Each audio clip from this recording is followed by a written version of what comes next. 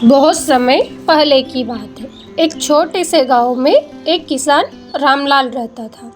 वह ईमानदार, मेहनती और दयालु था। उसके पास थोड़ी सी जमीन थी जिस पर वह खेती करके अपना और अपने परिवार का गुजारा करता था। लेकिन उसी गांव में एक साहूकार रहता था जिसका नाम गोपाल था। वह बहुत लालची और निर्दयी था। वह गरीब किसानों से ऊंचे ब्याज दर पर कर्ज देता और फिर उन्हें कंगाल बना देता। रामलाल अपनी ईमानदारी और मेहनत के बल पर जैसे तैसे गुजारा कर रहा था। वह भगवान पे बहुत विश्वास रखता था और हमेशा अच्छे कर्म करता।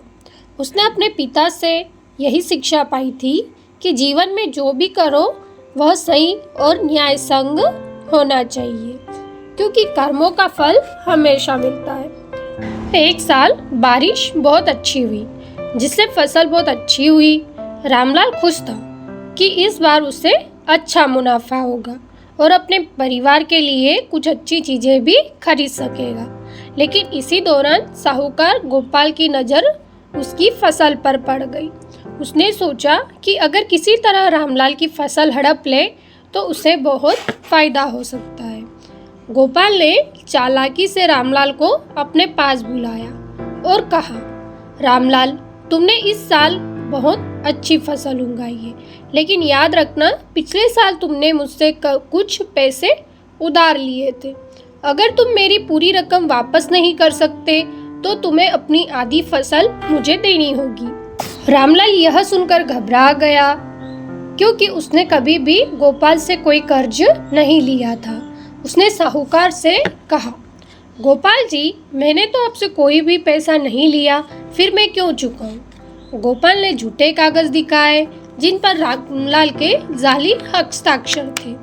रामलाल को समझ आ गया कि साहूकार उसे धोखा दे रहा है।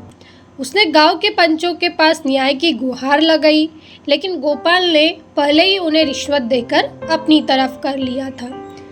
गांव के पंचों ने फैसला सुनाया कि रामलाल को आधी फसल साहूकार को देनी होगी। रामलाल के पास कोई और चारा नहीं था। उसने अपना मन मारकर आधी फसल गोपाल को दे दी। उसकी आंखों में आंसू थे, लेकिन उसने अपने माता पिता की सीख याद थी, अच्छे कर्म कभी व्यर्थ नहीं जाते, देर सवेरे उनका फल अवश्य मिलता है। समय बीतता गया। अगले साल भारी बारिश हुई, जिससे गांव में बाढ़ आ गई। कई खेत तबाह हो गए और सबसे ज्यादा नुकसान गोपाल की जमीन को हुआ। उसकी सारी फसल पानी में बह गई। दूसरी ओर रामलाल ने दूरदृष्टि से काम लिया। उसने अपनी जमीन पर मिट्टी के बांध बनाए, जिससे उसकी फसल बच गई। अब गोपाल के पास खाने को कुछ नहीं बचा। वह गांव के लोगों से मदद मांगने गया, लेकिन सभी को उसकी चालाकी और लालच याद था, इसलिए किसी ने भी उसकी मदद नहीं की। अंततः उसे उसी रामलाल के पास जाना पड़ा, जिसके साथ उसने अन्याय किया था। गोपाल ने रामलाल से हाथ जोड़कर कहा, भाई, मैंने तुम्हारे साथ बहुत बुरा किया, लेकिन मैं आज बहुत बड़ी मुसीबत में हूँ। क्या तुम मेरी मदद कर सकते हो? रामलाल को दया आ गई। उसने कहा, गोपाल, भगवान हमें हमेशा हमारे कर्मों का फल देते हैं।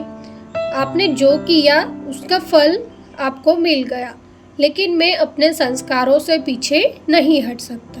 मैं आपकी मदद जरूर करूँगा, लेकिन एक शर्त पर। अब से आप किसी भी गरीब को नहीं सताएंगे। गोपाल को अपनी गलती का एहसास हुआ और उसने रामलाल से माफ़ी मांगी और कसम खाई कि वह अब किसी भी गरीब के साथ कोई अन्याय नहीं करेगा। Magic Tales for Kids।